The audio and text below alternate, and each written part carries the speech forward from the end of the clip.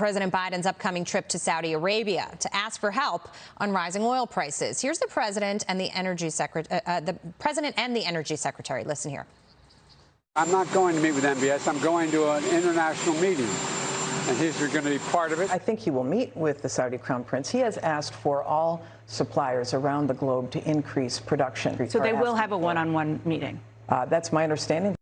Okay, so he's meeting the Crown Prince. He's not meeting the Crown Prince. It's difficult to understand exactly what messaging the White House is putting out there. Joining me now is Arkansas Congressman Bruce Westerman. He's a member of the Natural Resources and Transportation and Infrastructure Committees. Congressman, a lot of people are outraged by President Biden going over to Saudi Arabia to have these conversations because of its human rights abuses and problems within the kingdom post the murder of Jamal Khashoggi, and also because of the problems that we're having in this country with our own energy situation. A lot of people say the answer is not abroad. The answer is here. Absolutely. The president should be going to Texas, Louisiana, maybe Pennsylvania. There's a lot of places he could visit here in the U.S. If he wants to take a long trip, go out to Alaska. We've got a lot of resources out there as well. But instead of asking Saudi Arabia or Venezuela, or God forbid, Iran to increase oil supplies to the United States, how about asking Americans to increase it and helping the American economy and helping American workers in the process? I mean, I think it's a great point, and so many are asking that question, yet I was just completely floored when the president invoked the Defense Production Act, and, people are suffering from $5 gas at the pump on average, higher in some places, and he says we need to make more solar panels. Yeah, they're totally out of touch. It's the administration, the Democrats in Congress, the old Hank Williams Jr. song, the interest is up and the stock market's down and you're going to get mugged if you go downtown. That's Biden's America. And it doesn't need to be that way, especially when it comes to energy, which drives inflation in all kinds of sectors. We're seeing not only higher energy costs, but food costs are going up with nothing in sight to bring those food costs down. So this administration needs to focus on domestic policy and not going around the world to try to get bad actors to bail us out of the problems that they've created here. They've got domestic problems, they've got foreign problems, and they got problems there at the interface, which is our southern border, which we had 1.5 million people already cross the southern border illegally in this fiscal year in 8 months. That's more than the population of, I think, 11 states. And by the end of the year, if this keeps up, there'll be 2.25 million people who've come across the border illegally. And that seems to be a backstory. It's not even out in front with the inflation and all the other problems that are happening with this administration. Staggering statistics, Congressman, what's happening at the southern border. But you made a point about food, and I want to talk about that because you're addressing a possible food crisis by trying to target some of Biden's agriculture regulations. And some people say, these are supply side issues when it comes to oil and gas, when it comes to food in this country, that he can incentivize farmers. He can help them build up our supplies here, yet instead they're regulating.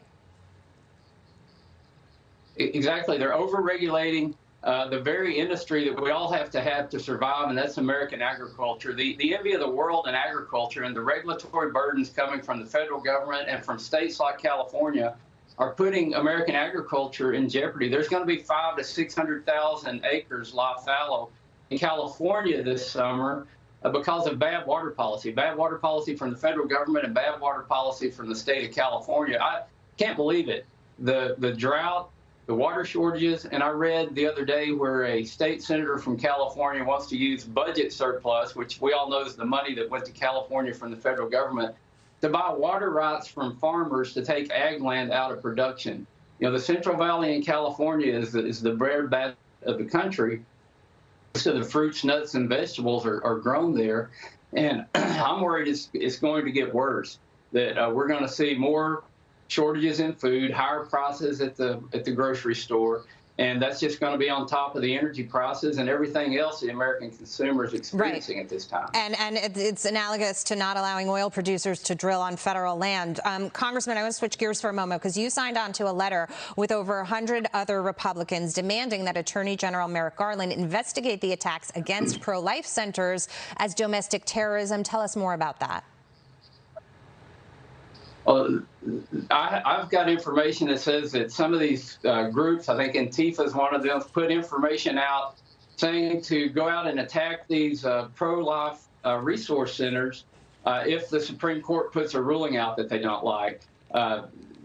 This cannot happen. This is unacceptable, and that kind of behavior is unacceptable. So we have to have a rule of law in this country.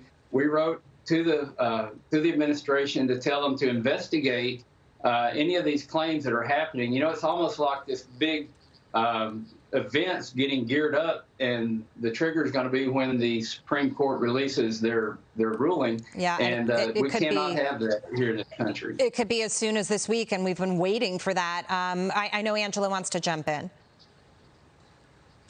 Congressman, I want to get your take on this administration's approach to what is and is not domestic terror, because I'm sure you'll remember just a few short months ago, Attorney General Garland was pretty eager to stick the FBI on concerned parents who showed up at school board meetings and got smeared as domestic terrorists by the National School Boards Association.